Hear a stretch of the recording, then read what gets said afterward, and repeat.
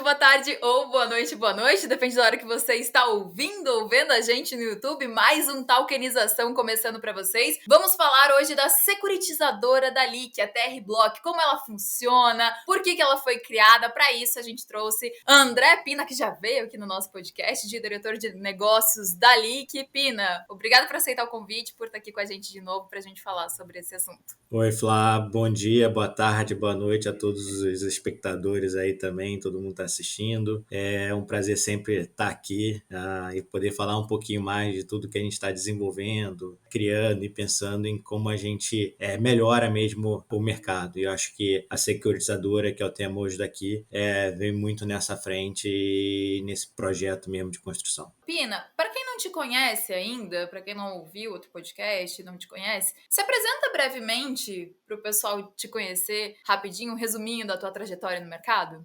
Bem, prazer. Eu basicamente hoje sou diretor de negócios aqui na LIC. Minha carreira sempre foi no mercado financeiro, em criar e pensar em produtos inovadores para o mercado. Mas que aqui, de passagem, eu trabalhei no primeiro CRA, né? Vamos falar da sopa de letrinhas aí. Mas eu participei do primeiro CRA, trabalhei no primeiro fundo imobiliário também de mercado de distribuição pública. Fiz toda a operação do FDICs e operações do Mercado Livre na parte de crédito, primeiro CRI da Acreditas, então sempre vim muito nessa inovação. Eu acho que, para mim, ter entrado aqui na LIC é a continuidade de estar inovando e saber que eu vou olhar um dia para trás, vou ver o quanto a tokenização ninguém entendia e que daqui a 5 anos, 6 anos, vai estar todo mundo utilizando. Então, é isso aqui que me move e é por isso que eu estou aqui na LIC e tentando desenvolver e apresentar soluções super bacanas de investimento, oportunidade de investimentos aí para todo o público. E é bem isso, né? O quanto a tokenização vai mudar o mercado. Então a gente até fala, quando a gente fala em tokenização, muita gente fica assustada, acha que, nossa, vai mudar o mercado de crédito, o mercado de capitais, vai mudar as operações em si, as operações continuam sendo as mesmas, né? Isso a gente sempre fala, mas a gente traz uma tecnologia, blockchain, traz smart contracts para tornar a operação muito melhor, muito mais rápida, mais eficaz, enfim, é uma grande vantagem aí para o mercado e daqui a uns anos tudo vai mudar com certeza. Vamos falar sobre a TR Block? Desculpa, pode falar. Não, eu brinco dentro desse lado que o objetivo da LIC é que as pessoas não saibam que a LIC existe, porque a hora que isso aconteceu significa que a tokenização entrou tanto na vida das pessoas que nem o ar, você respira, você não vê, você não sente, mas você está ali. E eu acho que a tokenização é isso que vai acontecer e é isso que a gente espera. Então, aí falando e dando entrada na securitizadora, ela é muito mais isso. Talvez você vai saber quem é a securitizadora, você não precisa saber como a securitizadora está fazendo e por aí vai. Mas vamos nessa que tem muito para contar. E é exatamente isso, a gente nem vai saber o que é, muita gente não vai saber o que é tokenização, o que é blockchain, só vai estar usando ali e vai, enfim, ter um mercado muito mais eficiente. Para a gente falar da TR Block, o que é a TR Block? O que ela faz? Qual que é o objetivo da TR Block? Você consegue falar um pouquinho pra gente? Claro, sem sombra de dúvidas. Então, acho do nosso lado, né, a gente criou aí esse ano a TR Block. Ela é uma securitizadora 100% da LIC e ela veio com o objetivo de atender duas demandas do que estão acontecendo no mercado, né? Uma, para quem não acompanha, né, nos últimos anos, a CVM vem tentando entender e acompanhar e melhor regular como é que vai ser o mundo da tokenização. Dentro dessa visão, ela colocou algumas regras, né, de que o que a gente quer distribuir na nossa plataforma da LIC, de ativos de crédito, precisa seguir uma regulamentação, que a gente chama de regulamentação número 88, que ela trata sobre plataforma de crowdfunding. E muito das ofertas que a gente tem que fazer para atender os requisitos daquela plataforma, daquela normativo e distribuir na plataforma, a gente precisa de uma securitizadora. Então, o que a securitizadora faz, que eu acho que é importante, a gente tem uma definição do que é o patrimônio de afetação. Né? O nome, assim, ninguém entende, talvez, mas pensa que quando eu securitizo e vendo um instrumento de securitização que está lastreado no Quero Ativo. Então, antigamente, a gente tinha um ativo e vendia direto esse ativo. Agora, a gente está vendendo esse ativo, mas, na verdade, está vendendo através de um outro instrumento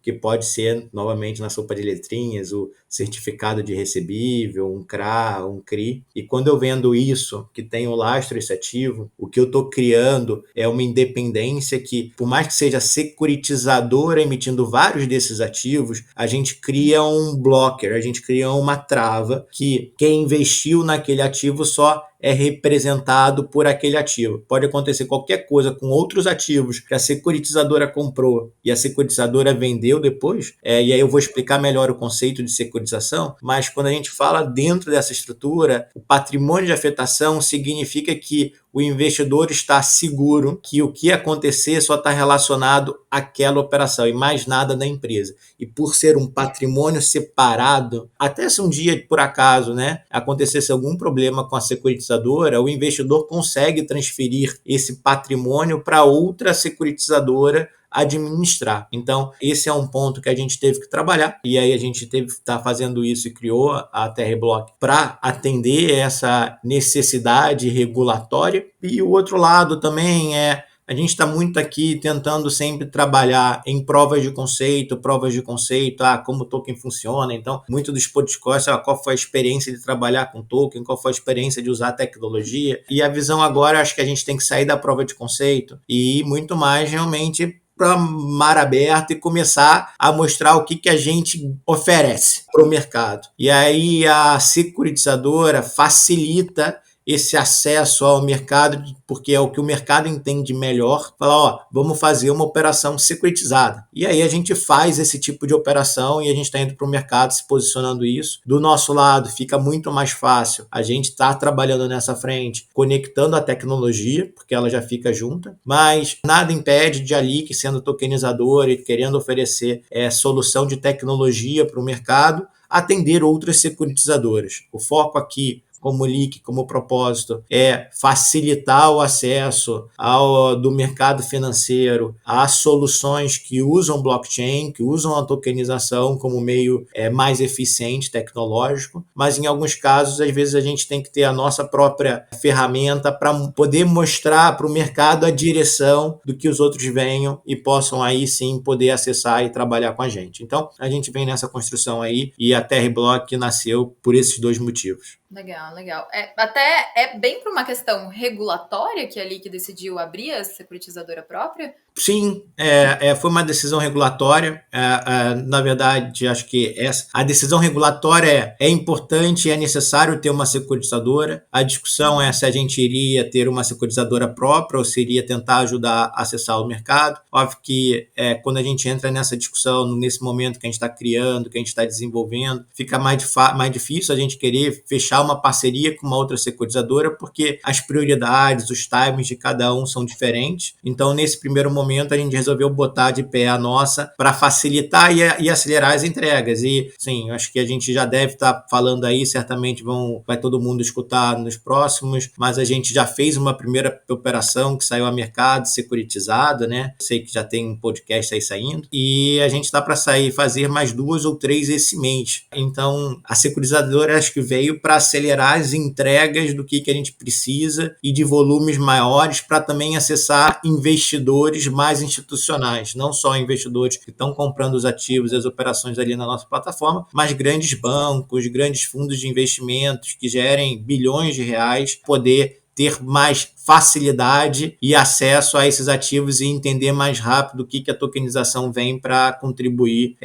na gestão desses ativos depois para eles. E a gente está falando de securitização, até você tinha comentado que explicar o que uma securitização. Você consegue explicar rapidamente? Claro. A visão da securitizadora é ela tentar captar dinheiro, ela é muito parecida com um FDIC, tá? Mas aqui é um outro instrumento que é uma empresa especializada chamada securitizadora. Ela é regulada, existe uma lei própria que determina o que pode fazer, não pode fazer. Ela, em alguns aspectos, também é regulada pela CVM. E o ponto da securitizadora em geral, eu tenho um ativo ou eu tenho uma carteira de ativos que supõe, é um a receber, né? A gente fala, a empresa supõe que ela vendeu o produto dela, vamos facilitar, ela vendeu vários celulares a prazo. Ela vendeu os celulares a prazo, ela tem aquele a receber dessas vendas a prazo. A securitização consiste basicamente em eu pegar esse valor desses créditos que a empresa tem a receber e ela vende. Quando ela vende, ela sai do risco, porque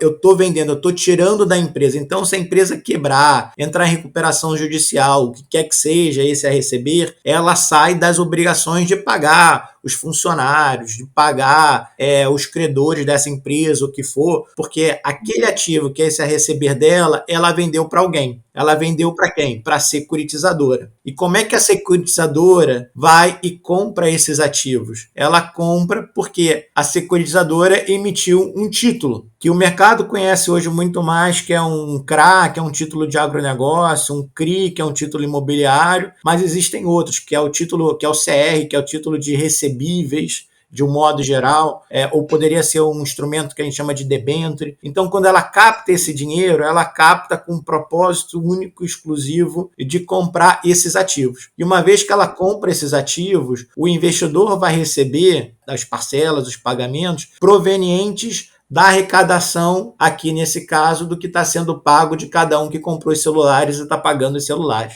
Então, a securitização consiste em tirar todo o exterior e todos os possíveis impactos do que pode ser dependente do controle daquele a receber, né? Que se tivesse na empresa que ela vendeu, se ela quebrar, pode ter muitos outros problemas e o investidor não receber, para separar, bloquear e garantir que aquele fluxo daqueles ativos o investidor que comprou, que investiu, vai receber depois, se performar direitinho e tudo mais. Então, isso é uma securitização, é quando você segrega e você traz dinheiro para investir. Né? Se a gente fosse fazer um paralelismo, é muito o que o FDIC faz, né? Que a gente também vem falando muito, que é ter um fundo de investimento em direitos creditórios, que o investidor entra no fundo e ele compra esses direitos creditórios. Esses direitos creditórios, a mesma coisa, o fundo comprou de alguém. A securitização funciona da mesma forma. Quais são benefícios e diferenças entre securitização e FDIC, que eu acho que é importante também a gente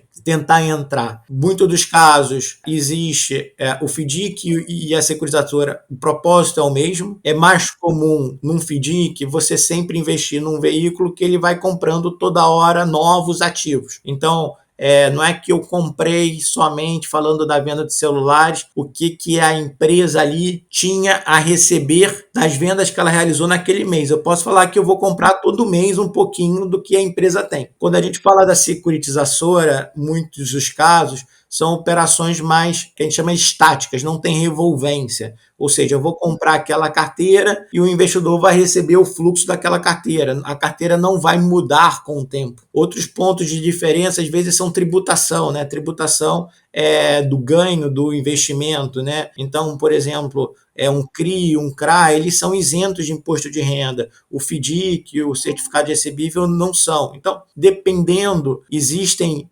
diferenças, existem muitas similaridades. Quando a gente trata de operações menores, a securitização ela funciona melhor do que o FDIC. O FDIC é uma estrutura mais cara de se manter. Então, a gente fala em média geral aqui que para ter um FDIC tem que ser operações que sejam maiores de 30 milhões de reais. Então, qualquer coisa que seja menor do que isso vai ser feito via uma securitização normalmente. Então, essas são um pouco as diferenças, mas a securitização é basicamente isso que eu tentei explicar. Excelente explicação, hein? Muito boa mesmo. Assim, ficou extremamente claro. Para quem não entende nada, realmente deu para entender. E eu queria falar um pouquinho como que a existência da TR Block ela acaba impactando nessas operações tokenizadas na prática. Você consegue dar alguns exemplos? Então, a gente volta lá no lado de que seja a tokenização. Acho que a gente sempre, quando fala de blockchain e fala de tokenização, a gente tem que entender dois níveis dessa construção. O blockchain é a tecnologia, o token é o ativo digital, né? Mas tudo, e a gente correlaciona muito token, blockchain, muita coisa se mistura, mas são dois níveis diferentes, né? Quando a gente fala da securitizadora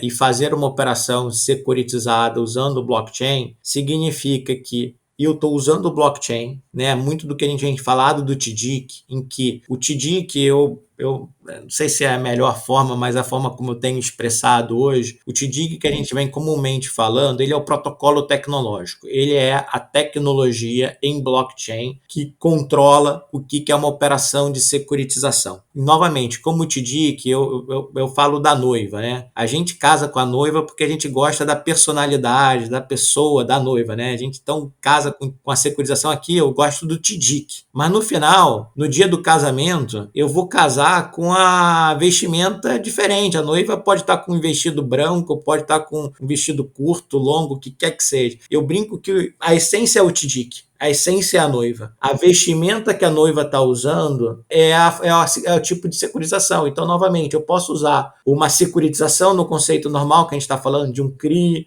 de um CRA, de um CR, como eu também poderia estar usando de um FDIC. Tudo isso é sempre executado através desse protocolo tecnológico em blockchain que a gente chamou de TDIC, né, que é o Token de Investimento em Direitos Creditórios. Então, assim, quando a gente fala dessa vestimenta, que é a securitização, o propósito da gente ter a TR-Block é a gente poder ajudar a vestir. É mais fácil a gente já conseguir ser a costureira, botar o vestido não sei o quê, do que ir atrás de alguém para tentar fazer. Então, com isso, dando exemplo, né, a gente acabou de fazer uma operação de securitização e, novamente, é uma carteira de 10 milhões de reais, então fica menor do que seria de um FDIC, propriamente para fazer. Novamente, é uma carteira estática, então aqui a gente comprou empréstimos que foram dados a funcionários públicos, né, de estados e municípios, o chamado consignado. A gente comprou esses créditos a receber, empacotamos um volume de 10 milhões disso e securitizamos. Criamos essa vestibular, usamos aqui o TDIC para fazer todo esse processo, securitizamos botando um certificado de recebível e trouxemos investidores para comprar esse certificado de recebível. Então, a TR-Block ajuda nesse processo e nessa agilidade de construção e de controle. Você citou agora, né, do certificado de recebível. Quais são os principais ativos financeiros adquiridos aí pela TR-Block? Quais são os critérios aí que são utilizados para conseguir selecionar esses ativos?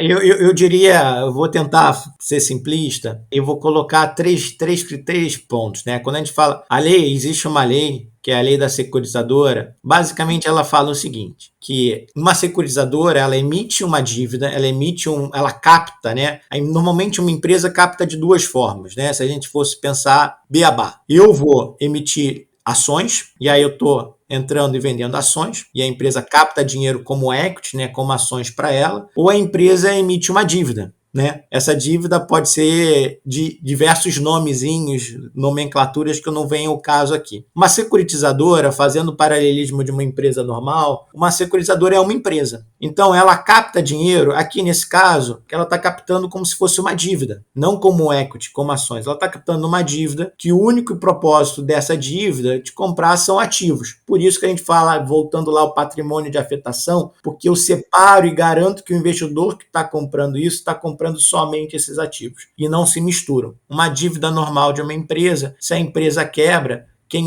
o credor daquela dívida se vê atrelado em tudo que é relacionado à empresa. Aqui não.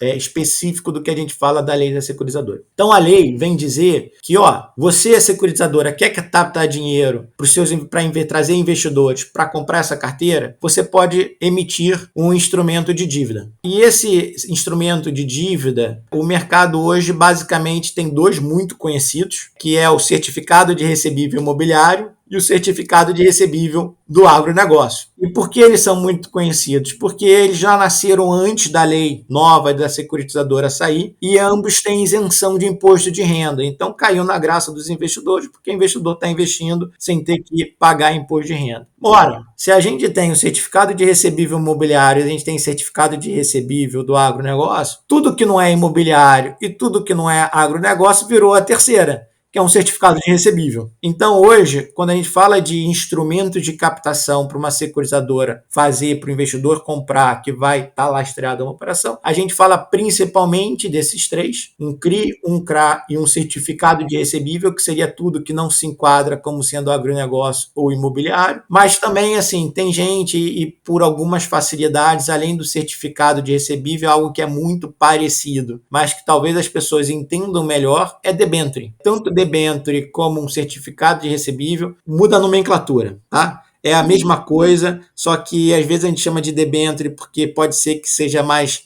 factível para as pessoas entenderem do que um certificado de recebível, mas a lei ela não fala de debênture, ela fala de outros títulos e valores imobiliários que poderia ser uma debênture. Mas tentei explicar de forma simples aí. E a questão da aquisição, tem algum critério para aquisição, né, para aquisição desses ativos? Né, muito dessas, né, novamente, como é um instrumento, né, ou seja, de securitização aqui, um instrumento de renda fixa, né, ele sempre tem que respeitar as regras de oferta, porque no final ele se torna o que é um instrumento de renda fixa em um valor mobiliário. Como regra de oferta, ela tem regras que a gente tem que respeitar da CVM, que a gente estava falando aqui, que um dos casos que foi até o motivo da gente ter feito é porque tem um tipo de oferta que é a 88, que é essa oferta de crowdfunding, que se o investidor entrar na plataforma da LIC vai comprar, em muitos dos casos, é esse tipo de oferta. Tem o tipo de oferta que é a oferta pública, que aí é uma oferta por outro normativo que vai regular, que aí qualquer investidor,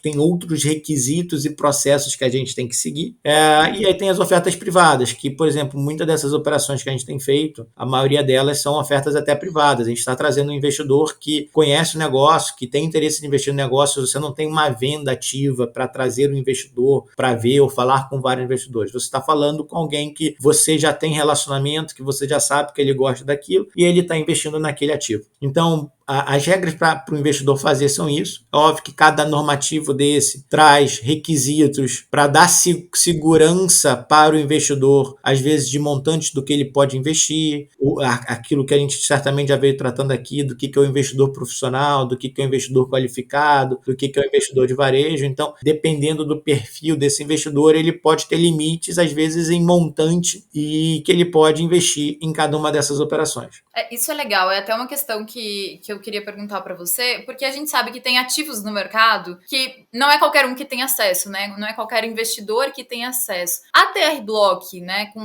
operações tokenizadas, ela consegue trazer acesso a ativos que talvez os investidores não teriam da forma tradicional? Facilita a entrada desses novos tipos de ativos? Sim, para mim hoje o que acontece, né, quando a gente fala de acesso a investidor institucional, né?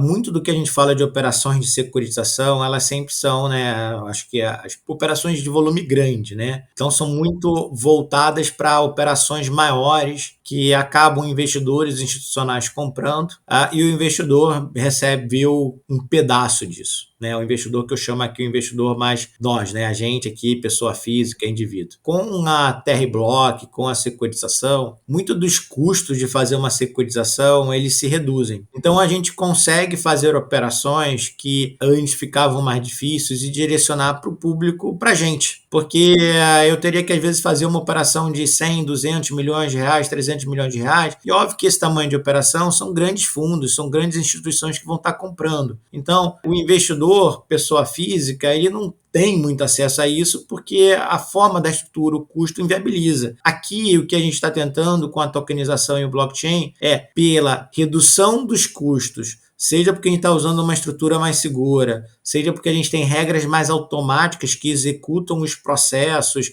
sem precisar ter tanta gente envolvida nisso para controlar. Tudo isso reduz, facilita que empresas que antes queriam fazer operação, não teriam tamanho, conseguem fazer, e aí a gente consegue, por essa estrutura, montar veículos e instrumentos de acesso para investidores, né, pessoa física, investirem. Então, eu acho que isso é a realidade hoje do que tem acontecido na LIC, que a gente já vê hoje o que é o retorno e muito dos ativos do que são disponibilizados ali na plataforma, que dificilmente investidor conseguiria acessar ou consegue hoje acessar pelos canais tradicionais de investimento que ele possui. Isso é uma gigante vantagem. E tem mais alguma coisa assim que muda para investidores que participam de operações tokenizadas na LIC? Tem vantagens, assim? Quais são as vantagens na prática mesmo? Rentabilidade mais interessante? O que a gente pode falar em relação a isso? Muito do que a gente vem tentando construir né, e para mim é o plano de 2025, é a gente conseguir trabalhar, às vezes, com prazos distintos, é entender o que é o tempo, né, e a capacidade que o investidor tem para segurar aquele ativo, carregar aquele investimento. Não adianta eu falar, vou fazer um investimento, vou colocar na plataforma um ativo de 10 anos, porque o investidor, às vezes, não tem a capacidade e o dinheiro que ele tem para permitir ficar 10 anos sem resgatar, né? Então, muito do que eu acredito, e é o trabalho que a gente vem fazendo para 2025, é cada vez ter mais ativos com prazos distintos, que permite melhor o investidor investir e estar casado, o que é a necessidade dele, o timing que ele tem, o tempo que ele pode carregar aquele ativo, com o próprio tempo do ativo. Então, a gente vem trabalhando uma nessa frente, a outra frente, que sem sombra de dúvida eu sempre recomendo, quando a gente fala de investimento em renda fixa, não é botar um ovo só na cesta, mas sim como é que você cria uma cesta com vários ovos, e dentro desse lado é super importante porque a securitização, esse processo ajuda o investidor a encontrar bons ativos, investir um pouquinho em vários bons ativos e criar uma cesta, porque a verdade eu acho que é sempre importante ser dita. A gente está falando aqui de renda fixa, a gente está falando aqui de crédito, seja grandes empresas, pequenas empresas, elas podem deixar de pagar. Então, por mais que tenham retornos atrativos, a pessoa tem que entender que ela pode ter o risco de não receber aquilo. Então, é sempre importante ela ter uma diversificação de ativos, e a securitização permite ela ir podendo, junto com a tokenização, comprando ativos de diversas operações, de diversas emissões e montando essa cestinha de ovos. E como é importante a questão de diversificação, né? Eu sempre falo assim, o pessoal tem que estudar muito, né, para saber qual é o perfil de investidor, qual ativo faz sentido para você, prazo e tudo mais. Então, realmente, você tem que estudar e você tem que diversificar a carteira no mercado. É super importante para você ter aí um equilíbrio. Isso para mim, eu acho que até a diversificação é quase um tema de um podcast específico, porque é algo pouco tratado, mas é muito relevante em tomada de decisão de investimento, né? A não ser que você tenha algum tipo de informação que não poderia ter, ou alguma crença, que você fala, eu tenho, que eu falar, vou investir 100% nisso, a diversificação segrega, né? A gente imagina, dá o exemplo claro, pensa que se você investiu numa operação lá no primeiro semestre, no Rio Grande do Sul, imagina se tivesse pela chuva, não tinha nada a ver com a empresa, não sei, mas certamente pode ter tido impacto de pagamento ali. Se você tivesse operações que são relacionadas a Rio Grande do Sul, a São Paulo, a Minas Gerais, a Brasília, qualquer coisa, certamente você aí já está diversificando só o risco de hoje cada vez maior de clima, né, de chuva, de outros impactos que podem ter. Então, diversificação é um tema complexo, é um tema amplo que a gente tem que sempre estar com a cabeça aberta para entender, e acho que montar portfólio de investimento é muito em como a gente diversifica. Mas não é o tema aqui do podcast, é só... É uma boa sugestão mesmo, porque todo mundo começa a investir, todo mundo entra para investir pensando em ganhar, né? Mas tem que pensar nos riscos também, né? Que tem investimento, e a partir do momento que você investe, existem riscos. Então, é um tema legal, Vou passar para a próxima pergunta, Pina. Em quais cenários a tokenização na LIC, né? Em quais cenários é utilizada a TR-Block e em quais cenários não é? E por quê? Então, como é determinado quando utiliza TR-Block e quando não utiliza? Então, Flá, essa questão de quando usa TR-Block, quando não usa, né? Eu vou voltar ao caso aqui da empresa que tem a receber esses ativos de celular, né? A gente tem que lembrar que no final o que a gente está fazendo é tentando trazer o investidor para investir e dar dinheiro para essa empresa. A forma como a gente está fazendo aqui é tentando segregar e tirar o risco dessa empresa, colocando a TR-Block comprando esses ativos. Quando a empresa compra esses ativos, a TR-Block está comprando, o investidor está dando dinheiro para comprar esses ativos, que vai ficar dentro do guarda-chuva da TR-Block, e a empresa está recebendo esse dinheiro. Então, muito entre usar TR-Block e não usar TR-Block está em quanto eu consigo e faz sentido eu pegar esses ativos e tirar da empresa, ou eu vou fazer a empresa emitir direto uma dívida. Que é a empresa captando, e aí não tem, são às vezes outras garantias que não tem nada a ver aqui, que não facilitam. Então, muito da visão de usar TR-Block ou não usar TR-Block está muito nesse fato de a securitização, que é esse conceito de eu comprar essa carteira, é benéfico para a operação ou não é benéfico para a operação. Se ele for benéfico para a operação e deixa mais seguro para o investidor, sem dúvida a gente vai estar usando TRBlock ou a gente vai estar usando uma securitizadora. Para todos os outros casos, a gente usa uma dívida, a empresa emitindo uma dívida ou outro instrumento que faça sentido. Ótimo, Pina. E eu queria falar também com você como que a TRBlock acaba interagindo com a tecnologia utilizada pela Lick. Ela continua usando a infraestrutura da blockchain, smart contracts por trás das operações securitizadas? É o que eu falei no início. Eu tô casado com a noiva. TRBlock aqui tá casada com a noiva, que a noiva é o TDIC. Então, não existe uma coisa sem outra. É a essência do que a gente está tentando trazer e mostrar que a tecnologia, o blockchain, esse conceito de tokenização ajuda o mercado. E, novamente, isso aqui é o ar. Às vezes você não percebe, mas hoje, quando a gente traz um investidor institucional para comprar uma operação dessa também, investir, ele está acessando uma plataforma que ele consegue visualizar, ter mais acesso às informações do que são composto aquela carteira de forma muito mais ágil, mais rápida. Eu digo, isso é um outro tema de outro podcast também, mas eu digo que quando a gente fala de fazer uma operação de securitização, existem vários momentos, é um fluxo, né? É um fluxo de regras e acontecimentos que tem que ser realizados. Muito desse fluxo, dessas regras e acontecimentos, no mundo normal, tradicional, sempre tem alguém que tem que ver se aconteceu, se não aconteceu, tem que ver se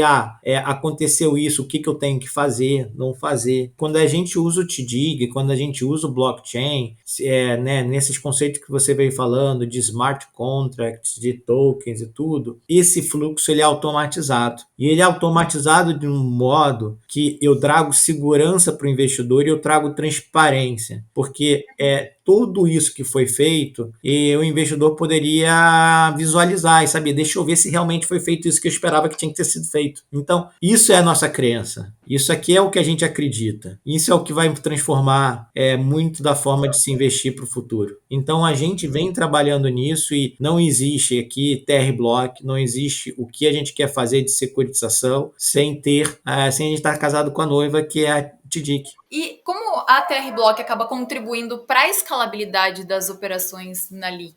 O que acontece? Ao ter a TRBlock, muito do que seja tecnologia, de integrações que a gente precisa ter com a securitizadora, de documentos que a gente precisa ter para emitir a operação, de conexões que às vezes a gente tem que ter com a CVM para informar, tudo isso já existe. Então, na hora que eu crio isso e já tenho feito, todas as novas operações elas vão sendo cada vez mais rápidas de entregar, porque elas já entram nesse mesmo fluxo que já foi construído. Então, a velocidade é cada vez maior à medida que passa e a gente vai fazendo mais operações usando a TRBlock. E quais são os próximos passos aí da TRBlock, dos planos futuros dentro do ecossistema da Lick no setor de tokenização aí para o mercado brasileiro?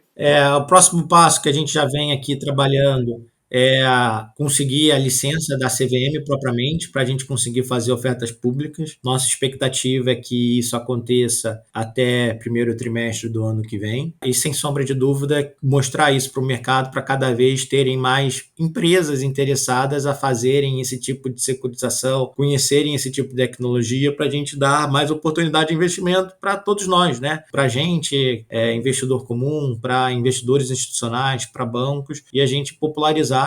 Lembrando sempre que o Drex está vindo aí, então, sem dúvida, isso é algo que vai acontecer em 2026 de forma mais concreta, mas a gente já tem que mostrar tudo o que está acontecendo e já é possível mostrar valor hoje. Não precisa esperar o Drex acontecer para a gente estar usando esse tipo de tecnologia. E o que você acha, para a gente ir para nossas considerações finais, que as pessoas precisam saber sobre esse assunto? Para mim, eu acho que eu diria que sempre importante, né? A gente volta ao assunto de que investir em renda fixa é entender o que está se investindo. Tecnologia, processos, tudo que a gente tem feito aqui, a gente vem fazer para dar mais segurança para o investidor. Mas no final, eu falo que, como eu comentei, o sucesso da LIC daqui a algum tempo é quando esse investidor está comprando pela LIC os ativos, mas é só por isso, ele não precisa saber mais nada. O que ele só precisa saber é saber a operação que ele está investindo. Então não invista só porque tem uma taxa interessante, invista entendendo como é que vai ser o fluxo de pagamento, quais são os riscos associados, se você tem capacidade e interesse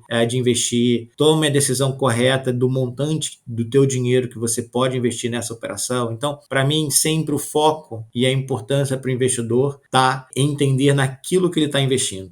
Né? A tecnologia está aqui para dar essa segurança e esse conforto para que o investidor só precise se preocupar com isso, não precisa se preocupar com outras coisas. Então essa é a minha mensagem que eu deixo aqui sobre o que a gente vem construindo e como o investidor tem que pensar e se posicionar. Muito bom, Pina, muito bom. Toda essa facilidade que traz para o investidor fica fazendo a função que ele já vem fazendo da forma tradicional. Se preocupa com o que você está investindo. É realmente o principal. Enquanto isso, a gente está aqui, né? Educando, trazendo podcast para a galera entender mais. Quem quer entender também sobre tokenização, blockchain, entender mais sobre a LIC, sobre TR-Block, operações, emissores, a gente está aqui fazendo todo esse trabalho para explicar para as pessoas. E eu acho que o ponto importante, né? Às vezes as pessoas que estão escutando esquecem, né? Mas no final aqui não é somente ali, que são pessoas, né? Então nós somos investidores, nós queremos ter mais oportunidade de investimento, nós queremos ter melhores retornos, nós queremos ter mais segurança, porque o que a gente está construindo aqui, sem sombra de dúvida, a gente também está investindo, a gente também está fazendo as coisas acontecerem. Então eu não acho que existe esse distanciamento, eu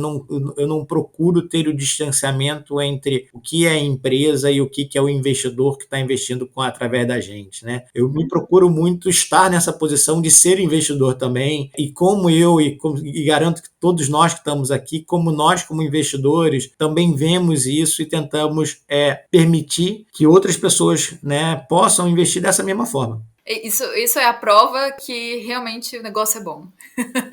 Quando as pessoas que estão ali trabalhando junto com isso estão investindo, acho que não tem outra coisa. É só dessa forma que pode ser, não existe outra alternativa. Exatamente. Pina, quero agradecer muito a tua participação, foi incrível, foi um podcast muito informativo, muito claro, eu aprendi muito com você, tá? Sobre securitização, muito mesmo, eu já quero marcar uma super aula dentro da LIC pra gente falar mais sobre esse tema, porque é importante a gente realmente trazer isso internamente e também para todo mundo que quer escutar e entender um pouco mais sobre TR-Block, sobre securitização e outros assuntos aí relacionados ao mercado. Estou sempre à disposição aqui, acho que é sempre um prazer poder contribuir e passar um pouco do conhecimento que a gente vai adquirindo na nossa vida para outros, para também poderem cada um ter uma melhor decisão, um melhor entendimento do que a gente está fazendo. Então, contem sempre comigo aqui. Com certeza. Pina, muito obrigada. Pessoal, para quem quiser entender mais sobre tokenização, escutar os nossos podcasts, ler artigos, ler nosso blog, enfim, a gente tem muita informação no descomplique.com.br. Lá tem tudo que vocês precisam, de graça, e tá tudo em um só lugar, então aproveitem. Semana que vem tem mais podcast. Pina, muito obrigada. Eu que agradeço. Um grande abraço a todos. Obrigada, gente. Tchau, tchau.